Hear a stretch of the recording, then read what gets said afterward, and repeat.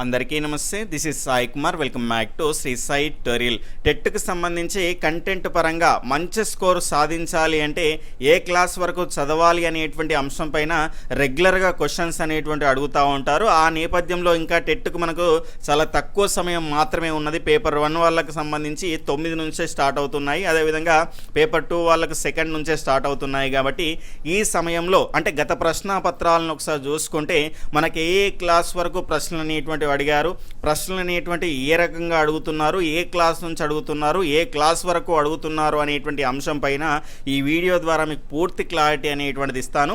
దాదాపుగా 3 గంటల సమయం అనేటువంటిది పట్టింది. అంటే క్వశ్చన్ అనేటువంటిది ఏ క్లాస్ నుంచి వచ్చింది అవన్నీ కూడా ఎతికేసి అవన్నీ క్లియర్గా నేను చూసుకొని ఈ వీడియో అనేటువంటిది మీ ముందరకైతే తీసుకొని రావడం జరిగింది. ప్రతి ప్రశ్న వివరణతో మీకు అందించేటువంటి ప్రయత్నం అయితే చేస్తాను. వీడియోని చూస్తున్నటువంటి ప్రతి ఒక్కరు కూడా తప్పకుండా లైక్ చేసేటువంటి ప్రయత్నం అయితే చేయండి. చాలామంది చూస్తున్నారు కానీ లైక్ మాత్రం చేయట్లేదండి. ఎందుకంటే మీరు లైక్ చేయడం ద్వారా నాకు సపోర్టివ్గా ఉంటుంది. ఆ మోటివేషన్తో ఎంత కష్టమైనా పర్లేదు వీళ్ళకి వీడియోస్ అనేటువంటివి అందించాలి అనేటువంటి ఆ ఉద్దేశం అనేటువంటిది నాకు కూడా బిల్డ్ అవుతుంది. కాబట్టి ఆ అంశాన్ని గుర్తించి మీకు ఉపయోగపడింది అనిపిస్తే కనుక తప్పకుండా లైక్ చేసి మీ యొక్క ఫ్రెండ్స్కు షేర్ చేసేటువంటి ప్రయత్నం అయితే చేయండి. 2 లక్షల సబ్స్క్రైబర్స్కి సంబంధించిన మైలురాయికి అతి చేరువలో ఉన్నామండి. ఇంకా చాలామంది సబ్స్క్రైబ్ చేసుకోకుండానే చూస్తున్నారు. సబ్స్క్రైబ్ చేసుకొని పక్కన ఉన్నటువంటి ఆల్ నోటిఫికేషన్ బెల్ ఐకాన్ని క్లిక్ చేస్తే నేను చేసేటువంటి ప్రతి వీడియో కూడా మీకు నోటిఫికేషన్ రూపంలోకి వచ్చేస్తుంది. లేట్ చేయకుండా మన యొక్క కంటెంట్లోకి అయితే వెళ్ళిపోదాం. ఈ వీడియోలో మనం పేపర్ 1కి సంబంధించి 31 మే 2024 షిఫ్ట్ 1లో అడిగినటువంటి ప్రశ్నలు అనేటువంటివి ఏ క్లాస్ నుంచి అడిగాడు, ఏ అంశాలపైన మనకు క్వశ్చన్స్ అనేటువంటివి వచ్చాయో క్లియర్గా మనం తెలుసుకునేటువంటి ప్రయత్నం అయితే చేద్దాం. ముందుగా మనకు పద్యం అనేటువంటిది ఉంటుంది. నేను ఇచ్చేటువంటి సలహా ఏంటి అంటే నేను ఫాలో అయినటువంటి అంశాన్ని మీకు చెప్తున్నాను. పద్యము గద్యాన్ని తర్వాత చేయండి. ఎందుకంటే 31 నుంచి మనకు 35 వరకు పద్యానికి సంబంధించిన క్వశ్చన్స్ అనేటువంటివి ఉంటాయి. అదేవిధంగా నెక్స్ట్ కనుక చూసుకుంటే 36 నుంచి 40 వరకు గద్యానికి సంబంధించిన క్వశ్చన్స్ అనేటువంటివి ఉంటాయి. ఇక్కడ గద్యం పరంగా చూసుకుంటే ఇంత పెద్దగా ఉంటుందండి ఈ గద్యం అనేటువంటిది. కాబట్టి మనకు ఆ సిస్టంలో కొద్దిగా కనిపిస్తుంది. అంటే ఇలా పైకి కిందికి మనం స్క్రోల్ చేసి ఎతకాల్సినటువంటి అవసరం ఉంటుంది. కాబట్టి ఇక్కడ కిల్ అవుతుంది సమయం అనేటువంటిది. పద్యం ఒకవేళ ఈజీగా వస్తే ఏం కాదు, ఆన్సర్ అనేటువంటి డైరెక్ట్గా చేసుకుంటూ వెళ్ళొచ్చు. అట్లా కాకుండా పద్యం కూడా సంస్కృత పద్యం వచ్చేసి మనకి ఇబ్బందికరంగా ఉన్నదంటే నా ఉద్దేశం ప్రకారంగా ముందుగా కంటెంట్ పరంగా మీరు క్వశ్చన్స్ అంటే డైరెక్ట్గా సింగిల్ లైన్ క్వశ్చన్స్ అనేటువంటివి ఉంటాయి కదా, అవన్నీ కూడా ఆన్సర్ చేయగలిగేటివి చేసిన తర్వాత మళ్ళీ వచ్చి ఈ పద్యము గద్యానికి సంబంధించిన ఆన్సర్స్ అనేటువంటివి చేయండి. నేనైతే అదే ప్యాటర్న్ అయితే ఫాలో కావడం జరిగింది. నాకు చాలా టైం అనేటువంటిది సేవ్ అవ్వడం జరిగింది. కాబట్టి ఖచ్చితంగా మీకు కూడా నేను ఈ సలహా అనేటువంటిది ఇస్తున్నాను. ఖచ్చితంగా మీరు డైరెక్ట్గా ఆన్సర్ చేసేటువంటి క్వశ్చన్స్ అన్నీ కూడా చేసిన తర్వాత ఈ రకంగా టైం కిల్ చేసేటువంటి పద్యము గద్యము దాని తర్వాత ఇంగ్లీష్కు సంబంధించిన పారాగ్రాఫ్ అన్నీ కూడా చివరిలో చేసుకుంటే మీకు టైం అనేటువంటిది సేవ్ అవుతుంది. ఆ అంశాన్ని గుర్తుపెట్టుకోండి. నేను చెప్పానని కాకుండా మీరు కూడా ఆన్లైన్ టెస్ట్లు అనేటువంటివి రాసే సందర్భంలో ఒక ప్యాటర్న్ అనేటువంటిది ఫాలో అయ్యేటువంటి ప్రయత్నం అయితే చేయండి.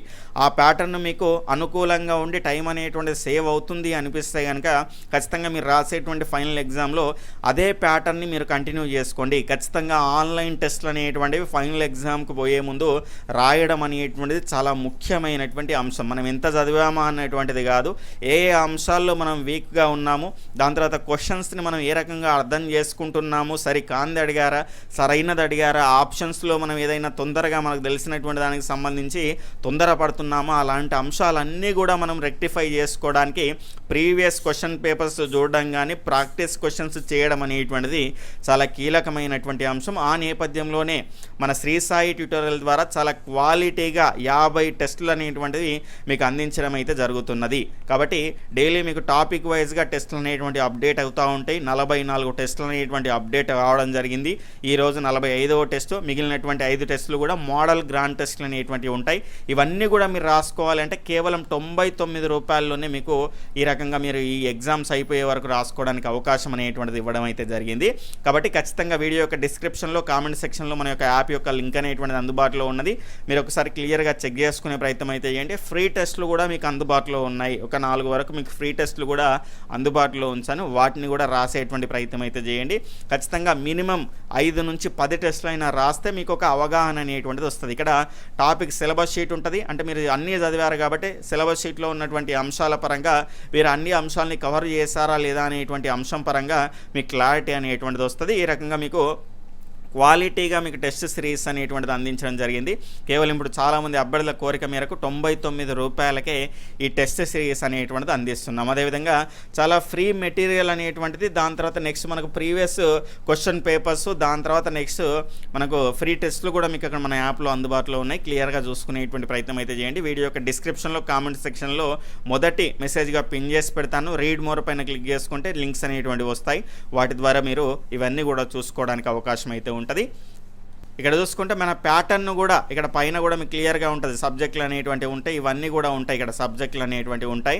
దాని తర్వాత ఇక్కడ చూసుకుంటే మన క్వశ్చన్స్ యొక్క సరళి కూడా మనకి ఫైనల్ ఎగ్జామ్లో ఏ రకంగా రాస్తామో, save next, review and next, ఈ రకమైనటువంటి అంశాలు అయితే ఉన్నాయి. సైడ్కి కూడా మీరు ఈ రకంగా చూసుకోవచ్చు.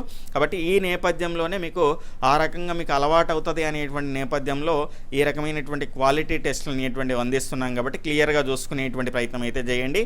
ఇక్కడ గద్యం నుంచి తెలుగుకు సంబంధించిన క్వశ్చన్స్ అనేటువంటివి మనకు సైకాలజీ తర్వాత 31 నుంచి అయితే మనకు స్టార్ట్ కావడం జరుగుతుంది. 31 నుంచి 35 వరకు అపరిచిత పద్యానికి సంబంధించి 5 ప్రశ్నలు, అదేవిధంగా 36 నుంచి 40 వరకు మనకు అపరిచిత గద్యానికి సంబంధించి 5 ప్రశ్నలు, మొత్తంగా 10 ప్రశ్నలు అనేటువంటివి అపరిచిత పద్యము, అపరిచిత గద్యం నుంచి అయితే రావడం జరుగుతుంది. అంటే అందులోనే ఆన్సర్స్ అనేటువంటివి ఉంటాయి. వీటి కోసం మనం సపరేట్గా ఏమీ చదవాల్సినటువంటి అవసరం అనేటువంటిది ఉండదు. ఆ అంశాన్ని మనం గుర్తుపెట్టుకోవాలి. దాని తర్వాత మిగిలినటువంటి 14 మార్కులే మనకు SCERT పుస్తకాల నుంచి అయితే వస్తాయి. ఈ 14 క్వశ్చన్స్ ఏ క్లాసెస్ నుంచి వచ్చాయో మనం ముందుగా క్లియర్గా తెలుసుకుందాం. దాని తర్వాత ఈ గద్యం దగ్గర టైం వేస్ట్ కాకుండా, పద్యం దగ్గర టైం వేస్ట్ కాకుండా ఏ రకంగా ఆన్సర్స్ అనేటువంటి వేగంగా చేయాలి అనేటువంటి అంశం పైన కూడా మనం క్లారిటీ అనేటువంటిది చివరాకల్లో తెలుసుకునే ప్రయత్నం అయితే చేద్దాం. ముందు మనకి ఇక్కడ 31 నుంచి 40 వరకు ఈ పద్యం గద్యానికి సంబంధించినటువంటి క్వశ్చన్స్ అనేటువంటివి ఉంటాయి. కాబట్టి ఇక్కడ ఖచ్చితంగా టైం అనేటువంటిది కిల్ అవుతుంది. కాబట్టి మీరు ఏం చేయండి అంటే డైరెక్ట్గా మనం ఎగ్జామ్ రాసేటువంటి సందర్భంలో సైడ్కు మనకి ఈ రకంగా కనిపిస్తాయి. అంటే మనకు 31 నుంచి మనకు 40 వరకు పద్యం గద్యానికి సంబంధించిన క్వశ్చన్సే ఉంటాయి. కాబట్టి ఈ రకంగా 41 పైన మీరు క్లిక్ చేసుకున్నారనుకోండి, డైరెక్ట్గా మనకు కంటెంట్కి సంబంధించిన క్వశ్చన్స్ అనేటువంటివి ఈ రకంగా స్టార్ట్ అయిపోతాయి. ఈ కంటెంట్ క్వశ్చన్స్ డైరెక్ట్గా ఉంటాయి కాబట్టి అవన్నీ చేసుకున్న తర్వాత మళ్ళీ పద్యం గద్యానికి సంబంధించి 31 పైన క్లిక్ చేస్తే పద్యం నుంచి స్టార్ట్ అవుతుంది. ఆ రకంగా మీరు ఆన్సర్స్ అనేటువంటివి చేసుకోవచ్చు.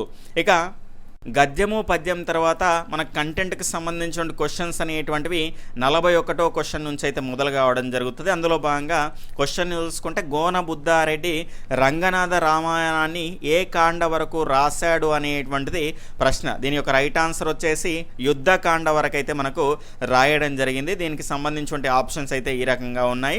ఇక్కడ చూసుకుంటే ఈ ప్రశ్న అనేటువంటిది ఏ క్లాస్ నుంచి అడిగిండు సార్ అంటే 6th క్లాస్ నుంచి అయితే అడగడం జరిగింది. ఏ లెసన్ సార్ అంటే ఉడుత సాయము అనేటువంటి లెసన్ నుంచి అయితే ఈ క్వశ్చన్ అనేటువంటిది పడడం జరిగింది.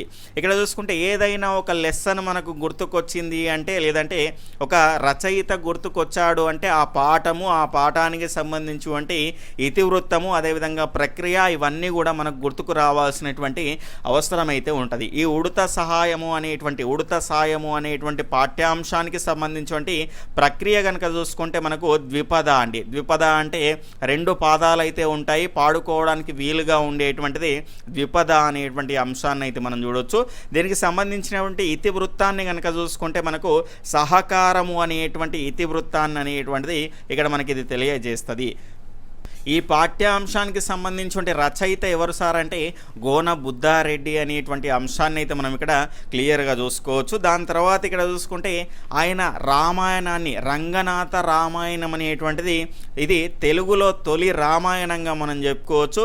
అతని తండ్రి జ్ఞాపకార్థం దీన్ని అయితే రచించడం అయితే జరిగింది. అందరికీ తెలిసినటువంటి అంశమే. ఇక్కడ రామాయణం అనేటువంటిది కాండల రూపంలో ఉంటుంది. మొత్తంగా ఎన్ని కాండాలు ఉన్నాయంటే 7 కాండాలు అయితే ఉన్నాయి. మనకిప్పుడు లెసన్లో మెన్షన్ చేసింది, సిలబస్లో మనకు ఉన్నటువంటి కాండ ఏంటి అంటే యుద్ధకాండ అండి. అంటే ఇక్కడ మనకు ఎక్స్ట్రా ఇన్ఫర్మేషన్ ఇప్పుడు తెలుసుకునే ప్రయత్నం అయితే చేద్దాం. టెట్ వరకు మనకి SCERT పుస్తకాల్లో ఉన్నది మాత్రమే సరిపోతుంది, DSC వరకు కూడా సరిపోతుంది. కానీ జీకే కరెంట్ అఫైర్స్ అనేటువంటి అంశాలు మనకు DSCలో ఉంటాయి. కాబట్టి పురాణ ఇతిహాసాల నుంచి కూడా మనకు ప్రశ్నలు అనేటువంటివి అడుగుతున్నారు. కాబట్టి ఈ 7 కాండాల గురించి మనం ఒకసారి, అంటే 7 కాండాల పేర్లు మనం గుర్తుపెట్టుకునేటువంటి ప్రయత్నం అయితే చేద్దాం. ఇది ఎక్స్ట్రా ఇన్ఫర్మేషన్, ఇంట్రెస్ట్ ఉంటే నేర్చుకో చేసుకోండి, లేదంటే ఏమీ లేదు. ఇక్కడ చూసుకుంటే మనకు ఉపవాచకంలో కూడా కొంత వీటి గురించి మనకు కవర్ అవుతుంది. ఇప్పుడైతే మనం తెలుసుకుందాం. మొత్తంగా 7 కాండాలు మీరు గుర్తుపెట్టుకోవాలి అంటే బాక్సు అనేటువంటి ఈ కోడ్ని మీరు గుర్తుపెట్టుకునేటువంటి ప్రయత్నం అయితే చేయండి. ఏంటి బాక్సు ఇక్కడనే వచ్చేసేయాలి మీకు. ఇక్కడ బి అంటేనేమో బాలకాండ, ఏ అంటేనేమో అయోధ్యకాండ, ఇంకో ఏ అంటేనేమో అరణ్యకాండ, కే అంటేనేమో కిష్కిందకాండ, ఎస్ అంటేనేమో మనకు సుందరకాండ, యు అంటేనేమో ఇప్పుడు మాట్లాడుకున్నటువంటి యుద్ధకాండ. ఇక్కడ వరకు ఇక్కడ ఘోర బుద్ధారెడ్డి అయితే రాయడం జరిగింది 6వ కాండ వరకు. దాని తర్వాత నెక్స్ట్ ఉన్నటువంటిది ఉత్తరకాండ అండి. ఈ మిగిలినటువంటి ఈ ఉత్తరకాండని అతని కుమారులు కాచభూపతి విఠలనాథులు అయితే మనకి ఇక్కడ కంప్లీట్ చేయడం అయితే జరిగింది. ఈ రకంగా మొత్తంగా 7 కాండలు అయితే ఉంటాయి. ఈ రకంగా ఏదైనా ఒక అంశం వస్తే అవన్నీ కూడా మనకు గుర్తుకు రావాల్సినటువంటి అవసరం అయితే ఉంటుంది. ఇక్కడ నెక్స్ట్ ప్రశ్న కనుక చూసుకుంటే 42వది వరకవిగా ప్రసిద్ధి పొందినది ఎవరు? మరి ఇది ఏ క్లాస్ నుంచి వచ్చింది అంటే 7th క్లాస్ నుంచి అయితే రావడం జరిగింది. 41వ క్వశ్చన్ ఏమో మనకి 6th క్లాస్ నుంచి వచ్చింది. 42వ ప్రశ్న కనుక చూసుకుంటే 7th క్లాస్ శతక కవుల నుంచి అయితే రావడం జరిగింది. అంటే వాళ్ళ ముందు అన్ని పుస్తకాలు ఉంటాయి, అంటే వాళ్ళు ఓపెన్ చేసి అన్ని అంశాలు కవర్ అయ్యే విధంగా క్వశ్చన్స్ అనేటువంటివి చేస్తారు. ఆ టైంలో మనకు వాళ్ళు తీసేటువంటి పేజీ, అందులో నుంచి ఇచ్చేటువంటి క్వశ్చన్ అనేటువంటిది మన భవిష్యత్తుని మార్చడానికి అవకాశం ఉంటుంది. కాబట్టి ప్రతి అంశాన్ని మీరు క్లియర్గా చదవండి. వరకవిగా ప్రసిద్ధి పొందినది ఎవరు అంటే బిరుదు పైన ఇచ్చారు. ఇంతకుముందు రచనకు సంబంధించి ఎంతవరకు రాశారని 6th క్లాస్ నుంచి ఇచ్చిండ్రు 41ది. ఇప్పుడు బిరుదు పైన ఇచ్చారు. ఇక్కడ వరకవిగా ప్రసిద్ధి పొందింది ఎవరు అంటే రావిగంటి రామయ్య గుప్తా. శతక కవుల నుంచి ఈ ప్రశ్న అనేటువంటిది ఇచ్చారు. రావిగంటి రామయ్య గుప్తా కనుక చూసుకుంటే నగ్న సత్యాలు శతక కర్తగా మనం చెప్పుకోవచ్చు. 20వ శతాబ్దానికి చెందినటువంటి కవిగా మనం చెప్పుకోవచ్చు. దాని తర్వాత ఇక్కడ చూసుకుంటే డైరెక్ట్గా రావిగంటి రామయ్య గుప్తా నగ్న సత్యాలు శతకకర్తనా లేదంటే ఇంకో శతకకర్తనా అని అడగకుండా ఒక్కోసారి మనకి ఇప్పుడు కూడా మనకు క్వశ్చన్స్ అనేటువంటివి చూస్తూ ఉంటే లోపల నుంచి క్వశ్చన్స్ అడిగినారు. అంటే డైరెక్ట్గా ఆ శతకానికి సంబంధించి కవి డైరెక్ట్గా అడగకుండా మనకు ఇక్కడ శతక కవుల్లో 6 కానీ 7th కానీ 8th కానీ 9th కానీ 10th కానీ చూసుకుంటే ఆ శతకంతో పాటు మనకు వాళ్ళకి సంబంధించినటువంటి రచనలను కూడా అందులో మెన్షన్ చేశారు. కాబట్టి ఆ లోపల నుంచి కూడా మనకు ప్రశ్నలు అనేటువంటివి అడుగుతున్నారు. ఖచ్చితంగా వాటిని కూడా మనం గుర్తుపెట్టుకోవాలి. రావిగంటి రామయ్య గుప్తా రాసినటువంటి రచనలు శతకం ఇస్తాడు, దాని కింద అందులోనే రచనలు కూడా ఇస్తారు, మిగిలినటువంటి ఈయన రచనలు అని. జీజీవి అనేటువంటి కోడ్ అనేటువంటిది మీరు గుర్తుపెట్టుకోండి. అంటే మీకు నచ్చితే వేరే కోడ్ మీకు ఆల్రెడీ ఏదైనా పెట్టుకొని ఉంటే పెట్టుకోండి, లేదంటే ఇది మీకు నచ్చింది అనిపిస్తే ఫాలో అవ్వండి. రావిగంటి రామయ్య గుప్తా వచ్చిందంటే మీకు నగ్న సత్యాలు శతకకర్తగా మీకు గుర్తుపెట్టుకోవాలి. అదేవిధంగా ఈయన వరకవి పేరిట మంత్రకూట వేమనగా కూడా ప్రసిద్ధి అయితే చెందడం జరిగింది. ఈయనకు సంబంధించిన మిగిలినటువంటి రచనలు కనుక చూసుకుంటే జి అంటేనేమో గౌతమేశ్వర శతకము, దాని తర్వాత ఇంకో జి అంటేనేమో గీతామృతము, దాని తర్వాత వి అంటేనేమో వరద గోదారి అనేటువంటి రచనలు అయితే ఈయన చేయడం జరిగింది. ఈ రకంగా గుర్తుపెట్టుకునే ప్రయత్నం అయితే చేయండి. ఇక తర్వాత క్వశ్చన్ కనుక చూసుకుంటే వర్షయోగము అనేటువంటి రచన చేసినది ఎవరు అంటే ఇది 8th క్లాస్ నుంచి వచ్చినటువంటి క్వశ్చన్. వర్షయోగము అనేటువంటి రచన చేసింది ఎవరు అంటే గంగుల సాయిరెడ్డి గారండి. ఈ పాఠ్యాంశం కనుక చూసుకుంటే కాపు బిడ్డ అనేటువంటి పాఠ్యాంశం, చివరి పాఠ్యాంశం 11వ లెసన్ అనుకుంటా. కాపు బిడ్డ అనేటువంటి పాఠ్యాంశం, ఒక పాఠ్యాంశం అనేటువంటిది వచ్చింది అంటే దానికి సంబంధించినటువంటి ప్రక్రియ, దానికి సంబంధించినటువంటి ఇతివృత్తం అనేటువంటిది మనకు స్ట్రైక్ అవ్వాలి. ఎందుకంటే ఫస్ట్ మన కంటెంట్ పేజ్ నుంచి కూడా రెగ్యులర్గా ప్రశ్నలు అనేటువంటివి వస్తున్నాయి, ప్రక్రియ ఇతివృత్తం నుంచి కూడా. ఇక్కడ ఈ కాపు బిడ్డ అనేటువంటి పాఠ్యాంశం యొక్క ప్రక్రియ కనుక చూసుకుంటే కావ్యము అండి. ఇది దీనికి సంబంధించి ఇతివృత్తం ఏంటి అంటే రైతు జీవితము అనేటువంటి ఇతివృత్తాన్ని అయితే తెలియజేస్తుంది. దాని తర్వాత ఈ కాపు బిడ్డకు సంబంధించినటువంటి ప్రక్రియ కావ్యం అన్నాం కదా, కావ్యము అంటే వర్ణనతో కూడి ఉన్నది అనేటువంటి అంశాన్ని మనము గుర్తుపెట్టుకోవాలి. ఇక్కడ ఈయనకు సంబంధించినటువంటి రచనలు కనుక చూసుకుంటే తెలుగు పలుకు, వర్షయోగము, మద్యపాన నిరోధము అనేటువంటివి ముద్రితాలండి. గణిత రహస్యము, ఆరోగ్య రహస్యము అనేటువంటి అముద్రితాలు. ఈ రకంగా ముద్రితాలు ఏంటి, అముద్రితాలు ఏంటి అని కూడా అడగడానికి మనకు అవకాశం అనేటువంటిది ఉంటుంది. వీటన్నిటిని మీరు గుర్తుపెట్టుకోవాలంటే ఒక స్టోరీ లాగా చెప్పే ప్రయత్నం చేస్తాను, నచ్చితే గుర్తుపెట్టుకోండి, లేదంటే మీరు ఆల్రెడీ ఏదో ఫాలో అయితే మీకు అదే ఈజీగా అనిపిస్తే అదే గుర్తుపెట్టుకునే ప్రయత్నం అయితే చేయండి. కాపు బిడ్డ మీ ఊరికి వర్షయోగము కలగాలంటే మద్యపాన నిరోధము చేయాలని తెలుగు పలుకులు పలుకుతూ గణిత రహస్యము, ఆరోగ్య రహస్యము చెప్పారు. ఇవన్నీ కూడా మీకు ఇక్కడ కవర్ అయిపోతాయి. ఇక నెక్స్ట్ 44వ క్వశ్చన్ కనుక చూసుకుంటే సత్యవతి సాంత్వనం అనేటువంటిది రచించింది ఎవరు అనేటువంటిది ప్రశ్న. ఇది 8th క్లాస్ శతక కవుల నుంచి అయితే అడిగారు. అంటే డైరెక్ట్గా శతకాలు మనకు ఉంటాయి కదా, ఇక్కడ చిత్త శతకం శ్రీపతి భాస్కర కవి, దాని తర్వాత నారాయణ శతకం పోతన, ఈ రకంగా డైరెక్ట్ శతకాలు ఇచ్చి ఎవరు రచించిండ్రు అని అడగకుండా, అంటే అట్లా కూడా ఇస్తారు, ఇవ్వరని కాదు, లోపలికి వెళ్ళి అడుగుతున్నారు. డైరెక్ట్ శతకాలు కాకుండా ఎగ్జాంపుల్గా మనకు ఈ సత్యవతి సాంత్వనం అనేటువంటిది రచించింది ఎవరంటే ఆసూరి మురుగంటి పురుషోత్తమాచార్యులు అండి. ఈయనకు సంబంధించిన శతకం ఏంటి అంటే శ్రీ వెంకటేశ్వర శతకం అండి. శ్రీ వెంకటేశ్వర శతకాన్ని ఈయన రాయడం జరిగింది. దాని తర్వాత ఆయన గురించి డీటెయిల్స్ ఇచ్చిన తర్వాత ఆయన రాసినటువంటి మిగిలిన రచనలు కూడా ఇచ్చారు. ఆ లోపలి రచనల నుంచి అయితే ఇవ్వడం జరిగింది. ఈయన రాసినటువంటి రచనలు కనుక చూసుకుంటే కోడ్ రూపంలో గుర్తుపెట్టుకోవాలంటే GGYSM అనేటువంటిది గుర్తుపెట్టుకోండి. మీరు అన్నిటి కోడ్లు పెట్టుకున్నారా సార్ అంటే లేదండి, కొన్నింటి పరంగా నేను పెట్టుకున్నాను, అంటే కన్ఫ్యూజ్ అయ్యేటువంటివి. ఇంతకుముందు కూడా GGV అన్నారు కదా, గౌతమేశ్వర శతకము, గీతామృతము, దాని తర్వాత వరద గోదావరి అన్నారు కదా, మరి కన్ఫ్యూజ్ కాదా? ఇక్కడ కూడా GG ఉన్నదంటే రెగ్యులర్గా ప్రాక్టీస్ చేస్తూ ఉంటే కన్ఫ్యూజ్ కాదండి. ఆ అంశాన్ని మీరు గుర్తుపెట్టుకునే ప్రయత్నం అయితే చేయండి. ఈయనకు సంబంధించి మొత్తం రచనలు గుర్తుపెట్టుకోవాలంటే GGYSM అనేటువంటిది మీరు గుర్తుపెట్టుకోండి. జీ అంటేనేమో గోదాదేవి, ఇంకో జీ అంటేనేమో గోదావరి, దాని తర్వాత అక్కడనేమో వరద గోదావరి వస్తుందండి. ఇక్కడ వై అంటేనేమో యాదగిరి లక్ష్మీ నరసింహ శతకము అండి. దాని తర్వాత ఎస్ అంటేనేమో సత్యవతి సాంత్వనం, దాని తర్వాత ఎం అంటే మారుతి. ఈ రకమైనటువంటి రచనలు అనేటువంటివి చేశాడు, అంటే లోపల నుంచి కూడా మనకి ఇస్తున్నాడు. ఇక్కడ చూసుకుంటే పండిత రామసింహ కవి, కాకుస్తం శేషప్ప కవి, దాని తర్వాత వీళ్ళు కూడా శతక కవులే. ఆ అంశాన్ని మనం గుర్తుపెట్టుకోవాలి. పండిత రామసింహ కవి కనుక చూసుకుంటే శ్రీ విశ్వకర్మ శతకాన్ని అయితే రచించడం జరిగింది. ఈయన విశ్వపాలన ధర్మ శ్రీ విశ్వకర్మ అనేటువంటి మకుటంతో ఆయన పద్యాలు అనేటువంటివి రాస్తాడు. ఈయన బిరుదు కనుక చూసుకుంటే ఆశు కవి అనేటువంటి బిరుదు అనేటువంటిది ఉంటుంది. దాని తర్వాత కాకుస్తం శేషప్ప కవి అందరికీ తెలిసినటువంటి కవి అండి. ఈయన శతకం కనుక చూసుకుంటే నరసింహ శతకము, దాని తర్వాత ఇక్కడ చూసుకుంటే ఈయన నరహరి, నృకేసరి శతకాలు, దాని తర్వాత ఇక్కడ ధర్మపురి రామాయణము అనేటువంటి పద్య కావ్యాన్ని కూడా ఈయన రాయడం జరిగింది. ఆ అంశాలను మనం గుర్తుపెట్టుకోవాలి. వారికి సంబంధించి లోపలి రచనలు కాకుస్తం శేషప్ప కవి అంటే నరసింహ శతకం అనేటువంటిది కాకుండా నృకేసరి శతకం కానీ, నరహరి శతకం కానీ, దాని తర్వాత ధర్మపురి రామాయణం కానీ, ఇవన్నీ కూడా ఆయనకు సంబంధించినవి కాబట్టి వాటిని కూడా మీరు గుర్తుపెట్టుకోవాల్సినటువంటి అవసరం అయితే ఉంటుంది. ఇక్కడ 41 నుంచి 44 వరకు ప్రశ్నలు కనుక చూసుకుంటే కవులకు సంబంధించిన సమాచారము, వారి రచనలు, బిరుదులు, వాటికి సంబంధించిన అంశాలపైన అయితే కవర్ చేశాడు. ఇక్కడ 45వ ప్రశ్న నుంచి కనుక చూసుకుంటే వొకాబులరీ, పదజాలానికి సంబంధించినటువంటి అర్థాలు, పర్యాయ పదాలు, నానార్థాలు, వీటి నుంచి అయితే కవర్ చేయడం జరిగింది. దాదాపుగా మనకు 5 నుంచి 6 ప్రశ్నలు వీటి నుంచే వచ్చాయి. అంటే లాస్ట్ పేజెస్ అనేటువంటివి ఎంత ముఖ్యమైనవో మనం గుర్తుపెట్టుకోవాల్సినటువంటి అవసరం అయితే ఉంటుంది. ఇక్కడ ద్వాంతము అనేటువంటిది లెసన్ మధ్యలో కూడా మనకు వస్తుంది, అక్కడి నుంచి కూడా తీసుకుని ఉండొచ్చు. లాస్ట్లో కనుక చూసుకుంటే లాస్ట్ పేజెస్లో కనుక చూసుకుంటే ద్వాంతము అనేటువంటి దానికి డైరెక్ట్గా అర్థం అనేటువంటి దానిలో లేదు. మరి ఎక్కడి నుంచి ఇచ్చింది సార్ అంటే ఇది పర్యాయ పదాల్లో మనకు ఉంటుందండి. పర్యాయ పదాల్లో కనుక చూసుకుంటే చీకటికి సంబంధించినటువంటి పర్యాయ పదాలు కనుక చూసుకుంటే మనకు ఇక్కడ ఇరులు, దాని తర్వాత మనకి ఇక్కడ అంధకారము, ఇరులు, అంధకారము, దాని తర్వాత ఇక్కడ చూసుకుంటే ద్వాంతము, ఈ రకంగా మనకు పర్యాయ పదాలు అనేటువంటివి ఉంటాయి.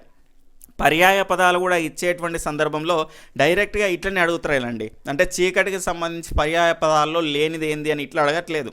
ఇక్కడ ద్వాంతం అనేటువంటిది ఇచ్చేసి మనకు ఈ రకంగా డైరెక్ట్గా మనం ఇవి చదివి మనకు అలవాటు అయి ఉంటుంది కాబట్టి మెయిన్ హెడ్డింగ్లో భాగంగా అంటే ముందు ఇవి ఉంటాయి, ఇవన్నీ కూడా తర్వాత మనకు దీనికి సంబంధించిన పర్యాయ పదాలుగా మనం చదువుకుంటాం. ఇందులో నుంచి ఏదన్నా ఇచ్చేసి వాటికి సంబంధించిన పర్యాయ పదాలు కానీ అర్థాలు కూడా అడుగుతున్నాడు. ఇది ఆ రకంగా అడిగిందే చూసుకునే ప్రయత్నం అయితే చేయండి. కాబట్టి ఖచ్చితంగా ప్రతి అంశం ఈ చీకటి అనే కాకుండా ద్వాంతము అన్నా కూడా అంధకారము, ఇరులు, చీకటి అనేటువంటిది మనకు గుర్తు రావాలి. ఆ అంశాన్ని గుర్తుపెట్టుకోండి. ఇది 6th క్లాస్ నుంచి అయితే రావడం జరిగింది. పర్యాయ పదాల అంశంలో భాగంగా కవర్ చేయడం జరిగింది అర్థానికి సంబంధించి. నెక్స్ట్ ఇక్కడ అగ్గలము అనేటువంటి పదానికి అర్థం ఏంటి అనేటువంటిది అడిగినరు. ఇది అధికము అనేటువంటి దీని యొక్క ఆన్సర్. ఇది 8th క్లాస్ లాస్ట్ పేజెస్ నుంచి అయితే కవర్ చేయడం జరిగింది. అర్థాలకు సంబంధించి 2వ పదమే ఉంటుంది చూసుకోండి. దాని తర్వాత నెక్స్ట్ ఇక్కడ సంధ్యనము అనేటువంటి పదానికి పర్యాయ పదాలు ఏంటి అనేటువంటిది ప్రశ్న. ఇక్కడ చూసుకుంటే ఇది దేని నుంచి అడిగినంటే పర్యాయ పదాలు. ఇక్కడ సంధ్యనం అని ఉండదండి. ఇక్కడ ఎట్లుంటుందంటే దీనికి సంబంధించినటువంటి పర్యాయ పదాలు ఇది 7th క్లాస్ లాస్ట్ పేజెస్ నుంచి అడిగారు. చూసుకోండి, ఇవన్నీ కూడా క్లియర్గా చూసుకోవచ్చు మీరు, అన్నీ కూడా అక్కడ మీకు కనిపిస్తాయి. ఇక్కడ ఈ సంధ్యనము అనేటువంటిది ఎట్లా వచ్చిందంటే రథము అని ఉంటుందండి. అక్కడ పర్యాయ పదాల్లో మనకు రథము అని ఉంటుంది. ఈ రథానికి సంబంధించి తేరు, దాని తర్వాత సంధ్యనం, తేరు, సంధ్యనం, దాని తర్వాత మనకి ఇక్కడ చూసుకుంటే అరథము, ఈ రకమైనటువంటి పర్యాయ పదాలు అనేటువంటివి మనకు అక్కడ ఉంటాయి. ఇక్కడ చూడండి ఎట్లా ఇచ్చిండు మనకు, ఈ మధ్యలో అది ఇచ్చేసి మనకు దీనికి సంబంధించినటువంటి పర్యాయ పదాలు ఏంటి అని అడిగిండు. ఇక్కడ చూసుకుంటే రథము ముందరది ఇచ్చిండు, దాని తర్వాత తేరు ఇందులోది ఇచ్చిండు. ఈ రకంగా మనకు కన్ఫ్యూజ్ చేస్తున్నాడు. కాబట్టి ప్రతి అంశం మనకు ఒక్కటి వచ్చిందంటే ఇంట్లో పదం అరథము వచ్చిందంటే మనకు తేరు, సందనం, రథము ఇవన్నీ గుర్తు రావాలి. అన్నిటినీ క్లియర్గా చూసుకోండి. ఈ లాస్ట్లో ఉన్నటువంటి పదజాలం గుర్తుండాలంటే రోజు మనం చదవాల్సిందే. ఆ అంశాన్ని గుర్తుపెట్టుకోండి. 6 మార్కులు అంటే అంత ఈజీ కాదండి. లాస్ట్ పేజీలు చదివితే సరిపోతుంది. అంటే 6, 7, 8 నుంచి అయితే ఇచ్చింది ఇలా ఎక్కువగా. కాబట్టి ఏ క్లాసుల నుంచి మీకు ఇస్తున్నాడో క్లియర్గా మీకు అర్థమైపోయే ఉంటుంది. నెక్స్ట్ ఇక్కడ రూప్యము అనేటువంటి పదానికి పర్యాయ పదాలు అని అడిగారు. అంటే ఎక్కువ పర్యాయ పదాలు అర్థాల మీద ఇచ్చిండు, నానార్థాల నుంచి ఒకటే ఇచ్చినట్టున్నాడు. ఇక్కడ ఈ రూప్యము అనేటువంటి దానికి సంబంధించినటువంటి ప్రశ్న ఎక్కడికి వచ్చింది అంటే 8th క్లాస్ మీరు లాస్ట్ పేజ్కి సంబంధించినటువంటి పర్యాయ పదాల్లో మీరు చూడొచ్చు. దీనికి సంబంధించి మనకి ఎట్లున్నది అంటే వెండి అని ఉన్నదండి. వెండి అనేటువంటిది ఉండేసి మనకి ఇక్కడ రజతము, దాని తర్వాత దౌత్యము, దాని తర్వాత రూప్యము అనేటువంటిది మనకి ఈ రకంగా ఉన్నది. అయితే ఇందులో చూడండి రూప్యం ఇచ్చి దానికి పర్యాయ పదాలు అన్నాడు. ఇక్కడ మనకు వెండి, రజతం ఈ రకంగా మనకు కన్ఫ్యూజ్ చేస్తున్నాడు. కాబట్టి చూసుకునే ప్రయత్నం అయితే చేయండి. ఇది 8th క్లాస్ నుంచి వచ్చింది. దాని తర్వాత రీతి అనేటువంటి పదానికి నానార్థాల నుంచి ఒక ప్రశ్న అనేటువంటిది రావడం జరిగింది. అంటే ఇట్లనే వస్తాయని కాదు, ఇదే ప్యాటర్న్లో వస్తాయని కాదు. ఉపవాచకాల నుంచి అడిగిండ్రు, లెసన్ మధ్యల నుంచి కూడా అడిగిండ్రు మిగిలినటువంటి సెషన్స్లో. కాబట్టి అన్ని సెషన్స్ని చూసుకోండి. తెలుగులో కాదది ప్రశ్నకు అనర్హము అనేటువంటిది అయితే ఉంటుందండి. అంటే ఇక్కడ నుంచైనా ప్రశ్న రావచ్చు. కాబట్టి మెయిన్గా మనకి 8వ తరగతి వరకే ఫోకస్ చేస్తున్నాడు ఎక్కువగా. అంటే మీకు ఓపిక ఉంటే ఆల్రెడీ మీరు చదివిన వాళ్ళు ఉంటే 9th 10th కూడా చదవండి. లేదు మాకు టైం లేదు, ఇక్కడ వరకే చదివినాం, పర్ఫెక్ట్గా ఉన్నాము అంటే గిట సరిపోతుంది. అనవసరంగా ఇప్పుడు కొత్త అంశాల జోలికి పోకండి. చదివినటువంటి అంశాలని మాత్రమే రివిజన్ చేయండి. లాస్ట్ పేజ్ల నుంచి ఇక్కడ 5 నుంచి 6 ప్రశ్నలు అనేటువంటివి వస్తున్నాయి. కాబట్టి ప్రతి సెషన్లో కూడా క్లియర్గా మీరు చూడవచ్చు. మిగిలినటువంటి సెషన్స్ కూడా లాస్ట్ పేజెస్, అదేవిధంగా ముందటి పేజెస్ అండి. అంటే ఇండెక్స్కి సంబంధించిన పేజీలు, పాఠ్యాంశము, రచయిత, ఇతివృత్తము, ప్రక్రియ ఇవి ఉంటాయి కదా, అవి ఖచ్చితంగా మీరు రోజు చదవండి. మీరు ఎప్పుడు చదువుతారో తెలియదు, కానీ రోజు చదివితేనే మనకు గుర్తుంటాయి. అవి చదివితే మీకు 6 ప్రశ్నల వరకు 7 ప్రశ్నల వరకు మీ జేబులో ఉన్నట్టే. ఆ అంశాన్ని మీరు గుర్తుపెట్టుకునేటువంటి ప్రయత్నం అయితే చేయండి. ఇక రీతి అనేటువంటి పదానికి అర్థాలు కనుక చూసుకుంటే విధము, ఇత్తడి, ఇది 6th క్లాస్ లాస్ట్ పేజెస్ నుంచి అయితే మనకు రావడం జరిగింది. దీనికి సంబంధించి రీతి అనేటువంటి పదానికి విధము, ఇత్తడి, మేర అనేటువంటి నానార్థాలు అనేటువంటి ఉంటాయి. ఈ రకంగా కవర్ చేశాడండి. నెక్స్ట్ ఇక్కడ వర్షాలు కురిశాయి, పంటలు బాగా పండాయి, ఇది ఏ వాక్యం అని అడిగినందుకు ఇక్కడ సంయుక్త వాక్యం అని ఇచ్చింది. కానీ ఇక్కడ వర్షాలు కురిశాయి, పంటలు బాగా పండాయి అనేటువంటిది అయితే మనకు సామాన్య వాక్యం అయితే. అంటే దీన్ని మార్పులు చేస్తే వర్షాలు కురిశాయి కావున మరియు ఇలాంటి పదాలు అనేటువంటివి చేరిస్తే కనుక మనకు అది ఏమవుతుంది, ఏ సంయుక్త వాక్యము అనేటువంటిది అవుతుంది. తెలుగుకు సంబంధించి పేజ్ నెంబర్ 41 8th క్లాస్కి సంబంధించినటువంటి పేజెస్లో ఉంటాయి. క్లియర్గా మీరు చూసుకునేటువంటి ప్రయత్నం అయితే చేయండి. ఇది 8th క్లాస్ నుంచి అయితే మనకు కవర్ కావడం జరిగింది. ఈ సెషన్లో ఎక్కువగా 8th క్లాస్ నుంచి అయితే ప్రశ్నలు అనేటువంటి రావడం జరిగింది. 8thలో కూడా చాలా కంటెంట్ ఉంటుందండి. గ్రామర్ పరంగా చూసుకున్నా, దాని తర్వాత వొకాబులరీ పరంగా చూసుకున్నా, దాదాపుగా అన్ని వాక్యాలు కానీ, దాని తర్వాత అలంకారాలు కానీ, దాని తర్వాత ఛందస్సు కానీ, ఇవన్నీ కూడా సందులు కానీ, ఇవన్నీ సమాసాలు, ఇవన్నీ కూడా అక్కడ మనకి 8th క్లాస్ ఆ లెసన్ అయిపోయిన తర్వాత వెనకాల ఉండేటువంటి పేజీల్లో మనకు కవర్ అయితే కావడం జరుగుతుంది. ఇక్కడ చూసుకుంటే జాతీయము అనేటువంటి అంశం పైన 6th క్లాస్ సెరవు లెసన్ వెనకాల అయితే ఉంటాయండి ఈ జాతీయాలు. దానికి సంబంధించి జాతీయం అంటే ఏంది, సామెత అంటే ఏంటిది అనేటువంటి అంశానికి సంబంధించి వివరణ ఇచ్చి ఉదాహరణలు అనేటువంటివి మనకి ఇవ్వడం జరిగింది. అందులో భాగంగా అందులో నుంచి మనకు తీసుకున్నదే ఇది వండిన కుండ అనేటువంటిది జాతీయం. ఎట్లా అంటే ఈ జాతీయం అనేటువంటిది అంటే లక్ష్యార్థం ఒకటి ఉంటుంది, వాచ్యార్థం ఒకటి ఉంటుంది. అంటే మనం పలికిన దాన్ని బట్టి వండిన కుండ అంటే వండి రెడీ పెట్టిన కుండ, కానీ అదే నా అర్థము కాదు, లక్ష్యార్థం వేరే ఉన్నది. అదేంటిది అంటే మనకు సిద్ధంగా ఉన్నది అనేటువంటి అర్థంలో దీన్ని వాడతాం. ఈ రకంగా ఇలాంటివి వాడడం ద్వారా భాషకు మనకు సౌందర్యం అనేటువంటిది ఆటోమేటిక్గా వస్తుంది. ఈ జాతీయాలు కానీ దాని తర్వాత మనకు సామెతలు కానీ వాడడం వల్ల. అంటే ఒక భాషలోని కొన్ని పదాలు కలిసి ఒక విశేష అర్థాన్ని ఇస్తే ఆ పదబంధాన్ని మనం ఏమంటాము, జాతీయము అంటాము. దీన్నే మనము పలుకుబడి, నానుడి అనేటువంటి పేరుతో కూడా పిలుస్తాము. కాబట్టి ఈ రకమైనటువంటి నిర్వచనం పైన కూడా మనకు క్వశ్చన్ అనేటువంటిది రావడానికి అవకాశం అనేటువంటిది ఉన్నది. 6th క్లాస్ చెరువు లెసన్ తర్వాత ఉన్నటువంటి అంశాలను మీరు క్లియర్గా చూసుకోండి. దాని తర్వాత ఇక్కడ సామెత, జాతీయాన్ని గుర్తుపట్టేటువంటి సందర్భంలో చాలామంది కొంత ఇబ్బంది పడతారు. సామెత పెద్దగా ఉంటుందండి, అంటే బింబ ప్రతిబింబ స్వామ్యం ఉంటుంది. ఢిల్లీకి రాజైన తల్లికి కొడుకే అంటే బింబ ప్రతిబింబ స్వామ్యం అంటే స్వామ్యం అనేటువంటిది ఉంటుంది. తింటే గారెలే తినాలి, వింటే భారతమే వినాలి. ఈ రకంగా బింబ ప్రతిబింబ స్వామ్యం అనేటువంటిది అక్కడ కనిపిస్తుంది.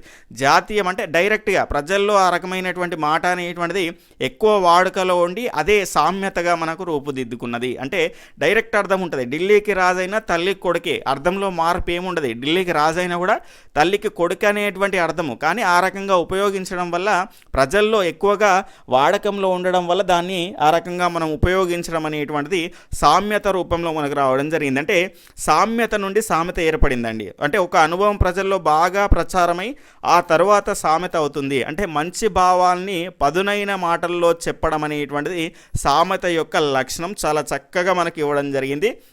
ఇక్కడ సామెతకు సంబంధించి సంక్షిప్తంగా గూఢార్థకంగా మనకు ఉంటాయి. అంటే ఢిల్లీకి రాజైన తల్లికి కొడుకి అంటే దానిలో మనకు సంక్షిప్తంగా క్లియర్గా ఆ లైన్లోనే మనకు చెప్పినారు, ఎంత పెద్దోడైనా కూడా తల్లికి కొడుకి అనేటువంటి విషయం. ఆ రకంగా మీరు గుర్తుపెట్టుకునే ప్రయత్నం అయితే చేయండి. తర్వాత మనకి ఇక్కడ చెంపకమాల పద్యంలో యతిస్థానం అంటే ఛందస్సు నుంచి ఇవ్వడం జరిగింది. ఇది కూడా 8th క్లాస్ నుంచి అయితే రావడం జరిగింది. కాపు బిడ్డ పాఠ్యాంశం వెనకాల మనం చూడవచ్చు. దీనికి సంబంధించి ఈ ఛందస్సుకు సంబంధించి ఉత్పలమాల, చెంపకమాలకు సంబంధించి ఉదాహరణలు, దానికి సంబంధించిన ఘన విభజన, దానికి సంబంధించినటువంటి నియమాలు అనేటువంటివి అయితే ఇవ్వడం అయితే జరిగింది. ఇక్కడ చూసుకుంటే మనకు చెంపకమాలకు సంబంధించి మొత్తంగా 21 అక్షరాలు అనేటువంటివి ఉంటాయండి ఆ పద్య పాదానికి సంబంధించి. దాని తర్వాత 11వ అక్షరం అనేటువంటిది యతిస్థానాక్షరం అనేటువంటిది ఉంటుంది. ప్రాస నియమం అనేటువంటిది ఉంటుంది. ఇది వృత్తపద్యం అండి. వృత్తపద్యం అంటే 4 పాదాలు కూడా ఒకే రకమైనటువంటి 21 అక్షరాలు ఉంటాయి. యతిస్థానాక్షరం కూడా సేమ్ ఉంటుంది. ఒకే ఛందస్సులో చెంపకమాలలోనే ఉంటాయి. అంటే చెంపకమాలకు సంబంధించి ఉంటే నజభజ జజరా అనేటువంటి గణాలే వస్తాయి. 8th క్లాస్లో మనకు ఛందస్సు, దాని తర్వాత అలంకారాలు, దాని తర్వాత వాక్యాలు, చాలా అంశాలు అనేటువంటి కవర్ అయ్యాయి. క్లియర్గా మీరు చూసుకునేటువంటి ప్రయత్నం అయితే చేయండి. ఇక్కడ మనకు ఉపమేయాన్ని ఉపమానంగా ఊహించడం అనేటువంటిది ఉండేటువంటిది ఏంటి అంటే ఉత్ప్రేక్ష అలంకారం. ఆ మేఘాలు గున్న ఏనుగుల అన్నట్లు ఉన్నాయి అంటే అట్లు అన్నట్లు అనేటువంటిది వచ్చిందనుకోండి, మనకి ఇక్కడ ఉత్ప్రేక్ష అలంకారము అనేటువంటిది అవుతుంది. ఇది కూడా 8th క్లాస్లోనే ఉన్నది. క్లియర్గా మీరు చూసుకునేటువంటి ప్రయత్నం అయితే చేయండి. ఇక దీని తర్వాత కనుక చూసుకుంటే వికల్పము అనగా ఒకసారి సంధి జరిగి మరొకసారి సంధి జరగకపోవడము అనేటువంటిది ఇది కూడా మనకు 8th క్లాస్లో కవర్ అవుతుంది. ఆ అంశాన్ని మీరు చూసుకునేటువంటి ప్రయత్నం అయితే చేయండి. ఇక తెలుగు మెథడాలజీకి సంబంధించిన ప్రశ్నలు అనేటువంటివి మనకు 55 నుంచి అయితే వస్తాయి. ఇక్కడ వీటిని కూడా ఒకసారి ఏ రకంగా వచ్చాయి అనేటువంటి దాన్ని చూసిన తర్వాత గద్యాన్ని మనము ఏ రకంగా ఫాస్ట్గా ఆన్సర్ చేయాలి, పద్యానికి కూడా ఏ రకంగా ఫాస్ట్గా ఆన్సర్ చేయాలి అనేటువంటి అంశాన్ని అయితే మనం చూసే ప్రయత్నం అయితే చేద్దాం. విమర్శను సహృదయంతో స్వీకరించడం అనేటువంటి స్పష్టీకరణ ఈ బోధనా లక్ష్యానికి చెందింది.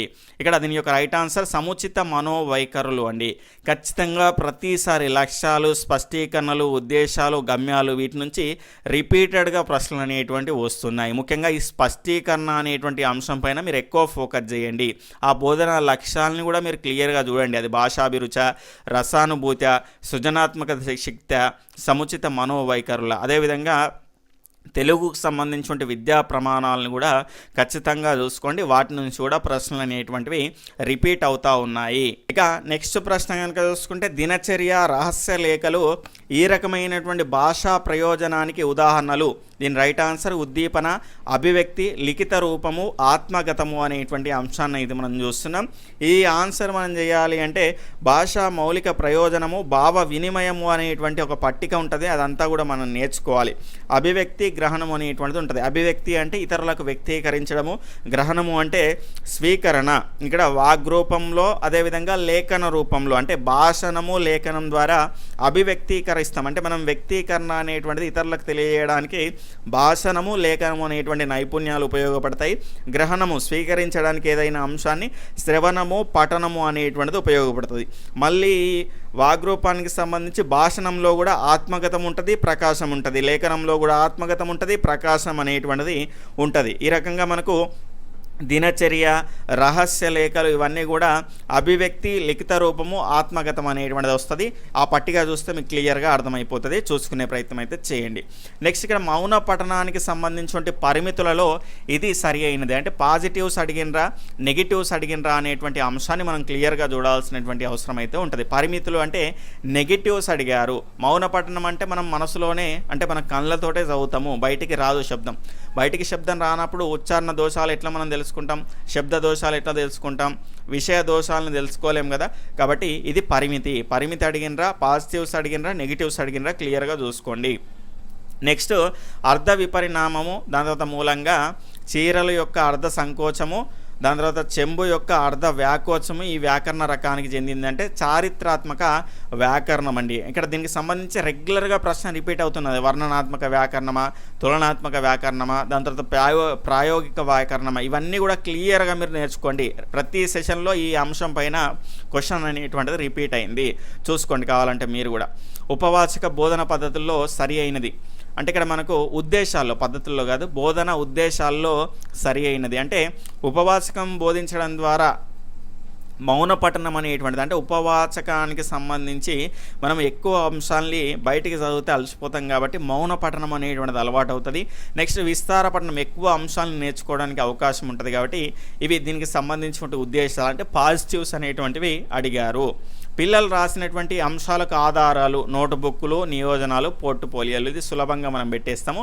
ఈ రకంగా ప్రశ్నలు అనేటువంటివి తెలుగు మెథడాలజీ నుంచి అయితే రావడం జరిగింది. కొన్ని జనరల్గా కూడా అడుగుతున్నారు కాబట్టి ప్రధానంగా ఉద్దేశాలు, లక్ష్యాలు, గమ్యాలు, స్పష్టీకరణలు, దాని తర్వాత మనకు విద్యా ప్రమాణాలు, దాని తర్వాత భాషా నైపుణ్యాలు, బోధనా పద్ధతులు, వీటిపైన మీరు ఎక్కువ ఫోకస్ చేయండి. ప్రీవియస్ క్వశ్చన్స్ అన్నీ కూడా చూస్తే మీకు ఒక ఐడియా అనేటువంటిది వస్తుంది. యాప్లో మనకు ప్రీవియస్ క్వశ్చన్ పేపర్స్ అన్నీ కూడా ఒక దగ్గరనే ఉంచాను, చూసుకునే ప్రయత్నం అయితే చేయండి. ఈ సెషన్లో వచ్చినటువంటి పద్యం అనేటువంటిది ఈజీగానే వచ్చింది, కానీ అన్ని సెషన్స్లో ఇంత ఈజీ పద్యాలు అనేటువంటివి రావు. సంస్కృత పద్యాలు దారుణంగా ఇస్తారండి ఒక్కోసారి. కాబట్టి ఏదైనా కూడా కొంత మనకు అవగాహన ఉంటే సరిపోతుంది, ఆన్సర్ అనేటువంటివి చేయొచ్చు. ఇక్కడ గపగప చొచ్చి వచ్చు చలిగాలికి కప్పులు లేని దీపములు, రెపరెపలాడిపోయే చెలరేగిన చీకటిలో శరీరములు, రిపులకు నప్పజెప్పిన దరిద్రులు నిద్రలు పోయినారు, నీ విపుడే సవారీ చేసి ఎలయింపకు వారిని వానదేవుడా. అంటే ఇక్కడ ఎవరి గురించి మాట్లాడుతున్నారు? దరిద్రులు అంటే పేదవాళ్ళు, ఇల్లు లేని వాళ్ళు, రోడ్డు మీద పడుకుంటారు కాబట్టి అక్కడ వాళ్ళకు పైన ఏది కవర్ చేస్తూ ఉండదు. కాబట్టి ఆ నేపథ్యంలో వాళ్ళు నిద్రపోయినరు, వాళ్ళని డిస్టర్బ్ చేయకు వానదేవుడా అనేటువంటి నేపథ్యంలో ఈ పద్యాన్ని అయితే మనం ఇక్కడ చూడవచ్చు. ఇక్కడ రిపులు అనేటువంటి పదానికి అర్థం ఏంటి అంటే శత్రువులు అండి. రిపులు అంటే శత్రువులు అనేటువంటి అంశము. అంటే వారి శరీరాన్ని రిపులకు అప్పజెప్పినరు అంటే వాళ్ళు బయట పడుకున్నటువంటి సందర్భంలో వర్షం కానీ, దాని తర్వాత ఏదన్నా మిగిలినటువంటి వెహికల్స్ కానీ వారి మీదకి వెళ్ళిపోవడం అనేటువంటిది మనం న్యూస్ పేపర్లలో చూస్తాం. కాబట్టి ఆ రకంగా ఎల్లు లేనటువంటి పేదవాళ్ళు బయట పడుకున్నటువంటి సందర్భంలో వాళ్ళ శరీరం అనేటువంటిది శత్రువులకు అప్పచెప్పినట్టే కదా. ఆ రకమైనటువంటి అంశం నేపథ్యంలో ఈ రకంగా అడిగారు. నెక్స్ట్ చూసుకుంటే గపగప వచ్చినది ఏమిటి? ఇక్కడ చూసుకుంటే గపగప చొచ్చి వచ్చు చలిగాలికి కప్పులు లేని దీపముల్. ఇక్కడ చూడండి ఏమొచ్చింది? చలిగాలి వచ్చింది. గాలి అనేటువంటిది రైట్ ఆన్సర్. నెక్స్ట్ ఎవరిని బాధ పెట్టవద్దని కవి అంటున్నారు? దరిద్రులను. అంటే ఇక్కడ చూడండి దరిద్రులు అంటే పేదవాళ్ళు అండి ఇక్కడ దీని అర్థం. ఇక్కడ చూడండి క్లియర్గా ఉండొచ్చు. నీవే విప్పుడే సవారీ చేసి ఎలయింపకు వారిని వానదేవుడు అంటే వాళ్ళని డిస్టర్బ్ చేయకు అనేటువంటి అంశం నేపథ్యంలో చూస్తున్నాము. నెక్స్ట్ బాధ పెట్టొద్దు అనేటువంటి అలయింపకు అంటే బాధ పెట్టకు అనేటువంటి అంశంలో. పద్యం ఆధారంగా చెలరేగినదేమిటి? చీకటి. చీకటి అనేటువంటిది చెలరేగింది. దాని తర్వాత పై పద్యం దేని గురించి తెలియజేస్తుంది అంటే గాలివాన. ఆ గాలివాన వల్ల ఆ పేదవాళ్ళు ఇబ్బంది పడతారు కాబట్టి దానికి సంబంధించి తెలియజేస్తున్నది. ఈ రకంగా పద్యానికి సంబంధించినటువంటి అంశం చూసాం. ఇక ఈ గద్యానికి సంబంధించి ఆన్సర్ చేసేటప్పుడు కొంతమంది కొన్ని రకాలుగా చేస్తూ ఉంటారండి. నేను మీకు ఇచ్చే సలహా ఏంటి అంటే మొత్తం ఈ గద్యాన్ని మొత్తం చదవకుండా మీరు ముందు క్వశ్చన్స్ అనేటువంటివి చదవండి. ప్రభుత్వ ప్రైవేటు కార్యాలయాలు దేంతో ముడిపడి ఉన్నాయి, ఎక్కువ రద్దీ ఉన్నటువంటి వంతెన ఏది, దాని తర్వాత ఇక్కడ చూసుకుంటే నయాపూల్ వంతెన ఎవరి పర్యవేక్షణలో నిర్మితమైంది, దాని తర్వాత 1880 సంవత్సరంలో నిర్మించిన వంతెన ఏది, దాని తర్వాత మూసీ నదికి వరదలు ఎప్పుడు వచ్చినాయి. అంటే ఈ సంవత్సరాలు ఈజీగా గుర్తుపెట్టుకోవచ్చు. ఈ రకంగా క్వశ్చన్లు మీకు ఐడియా ఉంటాయి కాబట్టి డైరెక్ట్గా మీరు చూడండి. ఇక్కడ చూసుకుంటే కొత్త బస్తీ దేంతో ముడిపడి ఉన్నాయంటే ప్రైవేటు ప్రభుత్వానికి సంబంధించినటువంటి, ఇక్కడ చూడండి కొత్త బస్తీ అనేటువంటి ఆన్సర్ అనేటువంటిది వచ్చింది, ప్రైవేటు ప్రభుత్వ కార్యాలయాలు.